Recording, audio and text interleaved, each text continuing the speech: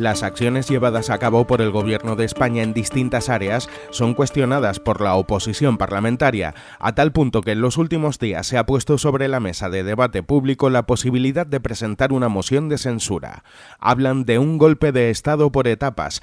La última chispa en saltar tiene que ver con la modificación del Código Penal y con la desaparición de los delitos de sedición y malversación de caudales públicos, además del asalto al Poder Judicial. El candidato es el líder de la oposición. El líder de la oposición no solo tiene privilegios de estar sentado en un sitio privilegiado en los actos, el líder de la oposición tiene responsabilidades y ahora es cuando tiene que ejercer su responsabilidad, nos tiene que defender a todos, tiene que dar ese paso, tiene que demostrarle a los españoles que hay una alternativa no solo política, sino moral al sanchismo y desde luego yo creo que el señor Feijóo no va a poder huir de su responsabilidad. De seguir trabajando para la presentación de esta moción de censura, los contactos con distintas personas de la sociedad civil, con distintas personalidades relevantes, con otros partidos políticos, para hacer posible la presentación de esta moción de censura y para cumplir nuestra obligación como diputados.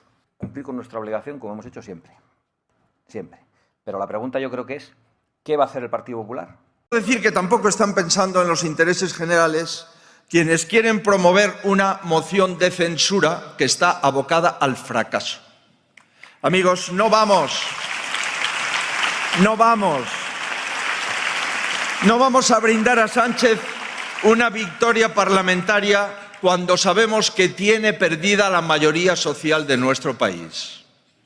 Sería un inmenso error, lo acaba de referir Isabel, que el Congreso validase la hoja de ruta que solamente está facultada para validar el conjunto de los ciudadanos y de ciudadanas de nuestro país. Y a todo esto se le suma el hecho de que Pedro Sánchez empieza a contemplar los destellos de las balas provocadas por el fuego amigo, aunque también hay quien afirma que se trata de fuego controlado. Quizá todo en media hora. Fíjense que todavía no se han aprobado ni la derogación de la sedición, ni la rebaja de la malversación, y ya los independentistas ya tienen otro tema, ya el referéndum. Mi situación es de decepción y de inquietud. Legislar ad hominem, legislar con nombre y apellido, eso también corrompe la política, eso también es una forma de corrupción. Pueden repetir lo que hicieron en el 17, esta vez sin gente en la calle, y nadie le podrá acusar de nada.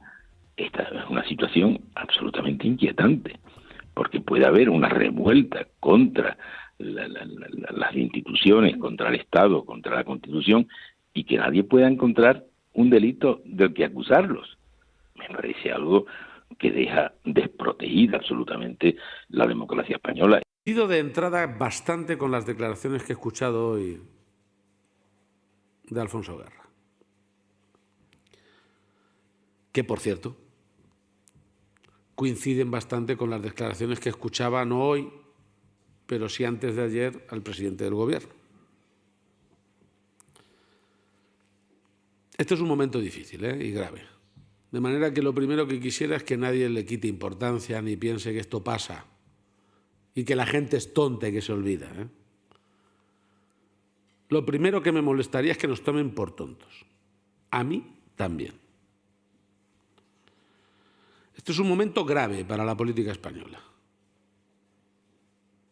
Desde mi punto de vista es de esos momentos que se quedan grabados en la retina colectiva.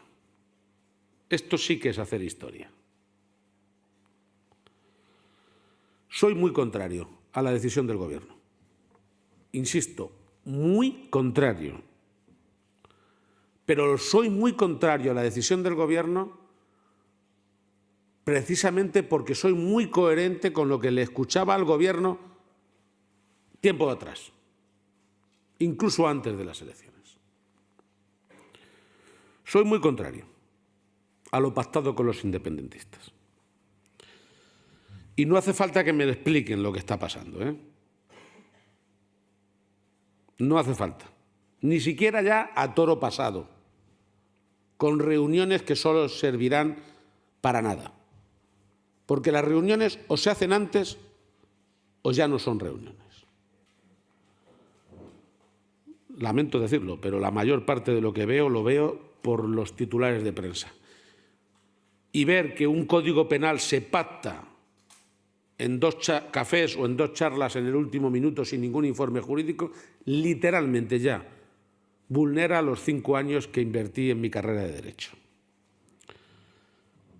Entiendo muy bien lo que está pasando. Lo entienden el 95% de los españoles. Es más, lo entiende Junqueras, lo que está pasando. Lo entiende Pere Aragonés perfectamente. Y lo entiende Puigdemont, al que, desde luego, no querría que volviera a España con las manos en los bolsillos y con una sonrisa. No, esto es serio. Básicamente es lo que parece. Los acuerdos alcanzados con los partidos independentistas catalanes y las concesiones a Bildu por parte de Sánchez para poder garantizar su gobernabilidad se entiende en la oposición como la evidencia clara de que lo que se pretende es un cambio político, territorial y de régimen en España, muy alejado de lo que propugna la Carta Magna. Pero a Sánchez aún le quedan apoyos. Es el caso del presidente del Gobierno de Canarias, el socialista Ángel Víctor Torres, que con el 2030 detrás decía lo siguiente.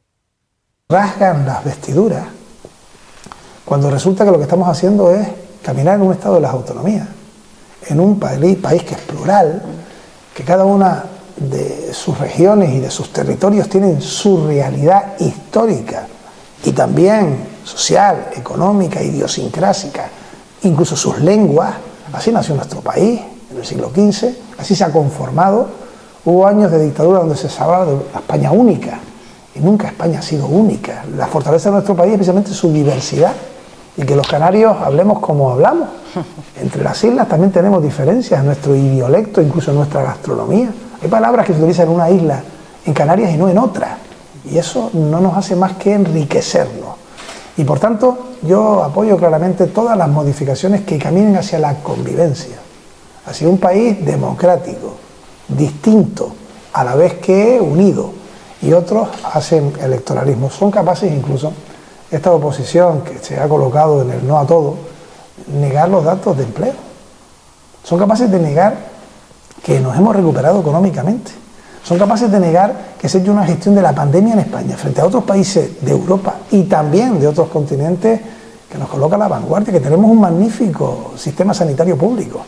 Niegan absolutamente todo porque creen que el poder les pertenece y los tenemos acostumbrados a que engañen para que luego, cuando llegan al poder, hacer lo que realmente tienen en su interior. El malestar entre todos los actores del Poder Judicial es evidente y manifiesto en las últimas horas. Según el vicepresidente emérito del Tribunal Constitucional, el plan de Sánchez es una inmoralidad.